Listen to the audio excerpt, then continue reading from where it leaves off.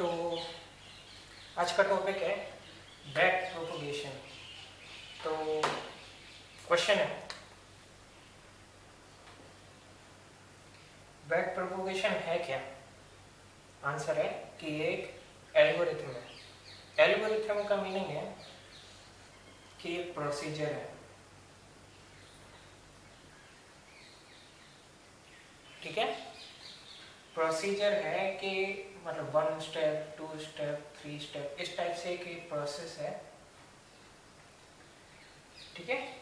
तो कोई आपसे पूछेगा कि बैक प्रोपगेशन क्या है, तो आप बोलोगे कि ये एल्गोरिथम है या एक प्रोसीजर है, ठीक है।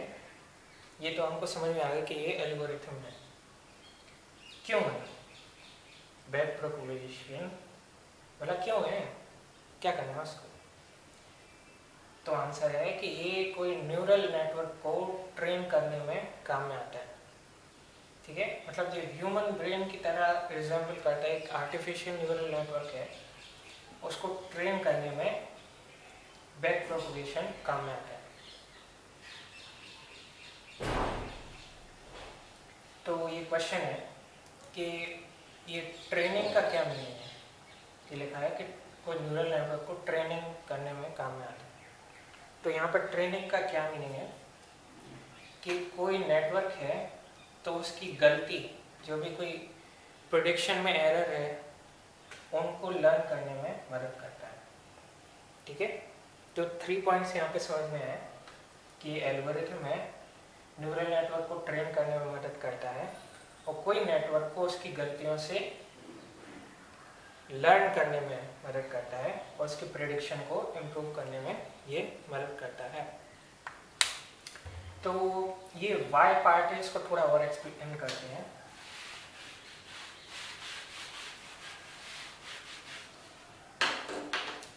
क्वेश्चन है वाई,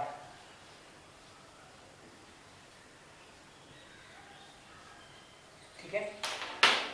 तो ये है कि ये जो है ओवरकम करता है,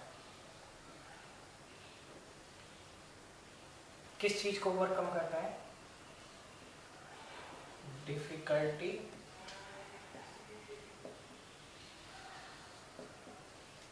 इन ट्रेनिंग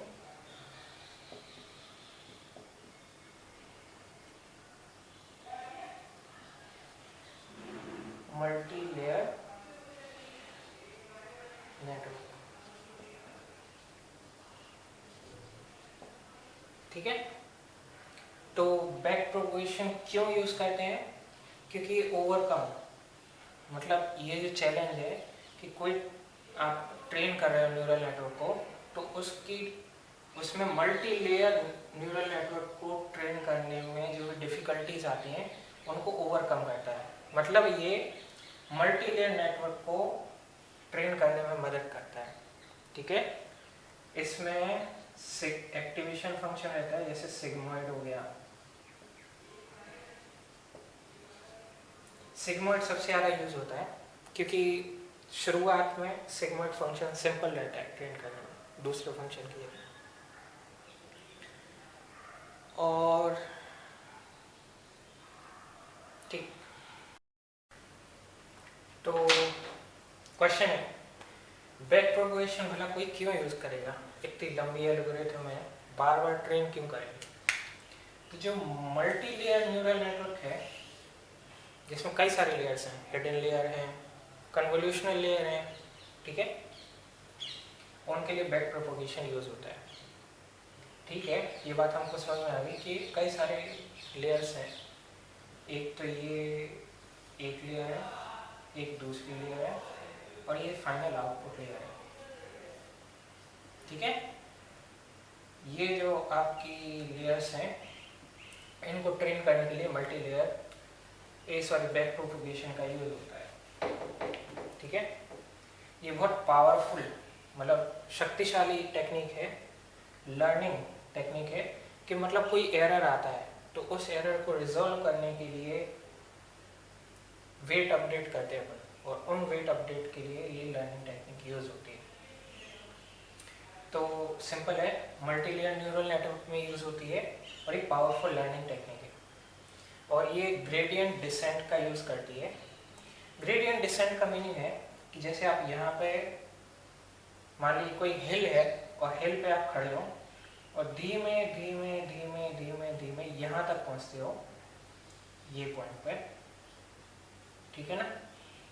यहाँ पे ये वाले जो कन्वर्जेंस पॉइंट पे आप पहुँचते हो इसको बोलते हैं ग्रेडियंट डिसेंट, ठीक है। ग्रेडियंट डिसेंट के डाउन साइड्स भी हैं और बेनिफिट्स भी हैं। ग्रेडियंट डिसेंट जॉर्ज हिंटन ने एक रिसर्च में करी थी और ये मतलब बहुत उस टाइम पे बहुत पावरफुल टेक्निक मानी गई थी और इसके डाउन साइड्स हैं कि लोकल मिनिमा से सफ़र करती है कि जैसे ये पॉइंट हमने पिक किया, बाद में अपन ने ट्रेनिंग करी तो यहाँ पे मॉडल स्टॉप हो जाएगा क्योंकि उसने देखा कि ये कन्वर्जेंस पॉइंट है। लेकिन अपन ने देखा कि ये पॉइंट जो है ये पॉइंट ज़्यादा अच्छा है और ये पॉइंट अपन का उतना अच्छा नहीं है।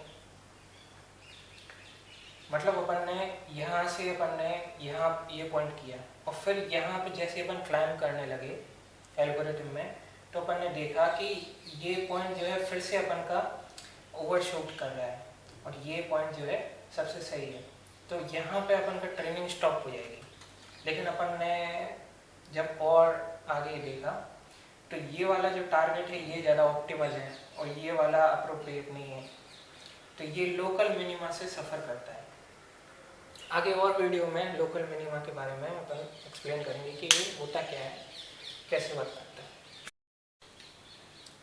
ठीक है। तो क्वेश्चन है बैक प्रोपगेशन, ये काम कैसे करता है,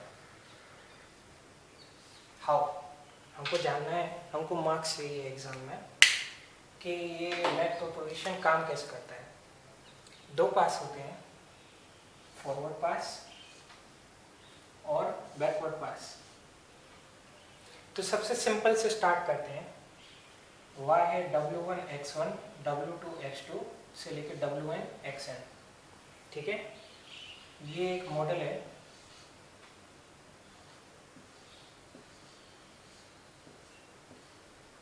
ठीक है। ये w1 है, ये x1 है, ये x2 है और ये w2 है। तो x2 का w2 में, w2 का x2 में और x1 का w1 में। ऐसे कई सारे आप जो है न्यूरॉन आगे मॉडल्स में देखोगे।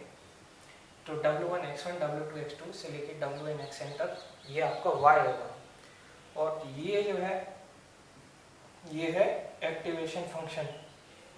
एक्टिवेशन फंक्शन कई तरह के होते हैं, सिग्मोइड होता है, थ्रेशोल्ड भी एक्टिवेशन स्टेप फंक्शन में यूज होता है, रीलू होता है, 10H होते हैं, कई सारे आपके एक्टिवेशन फंक्शन है पर सिग्मोइड सबसे ज़्यादा यूज होता है, ठीक है। तो ये आपको याद है x2 w2 x1 w1 और फिर इसको अपन एक्टिवेशन फंक्शन में वर्क करते हैं, ठीक है। ये अपन का फॉरवर्ड पास है, तो ये पार्ट अपन को समझ में आ गया। सेकंड है बैकवर्ड पास। तो बैकवर्ड पास में पहले अपन एरर कैलकुलेट करेंगे, वो है टारगेट माइनस आउटपुट।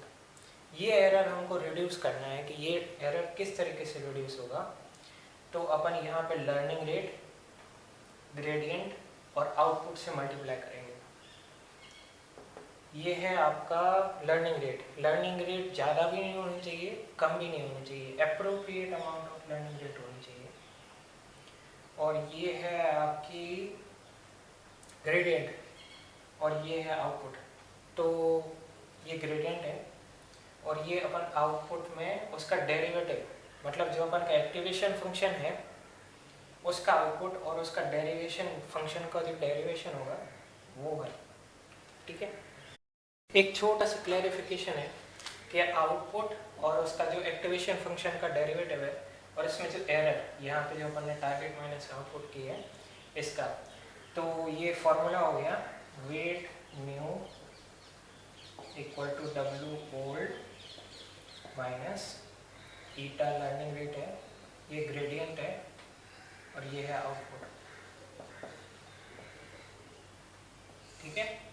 ये फॉर्मूला है। अगर आपको ये साइन प्लस दिख गया तो इसका मीनिंग है कि आपका जो एरर है वो नेगेटिव है, ठीक है।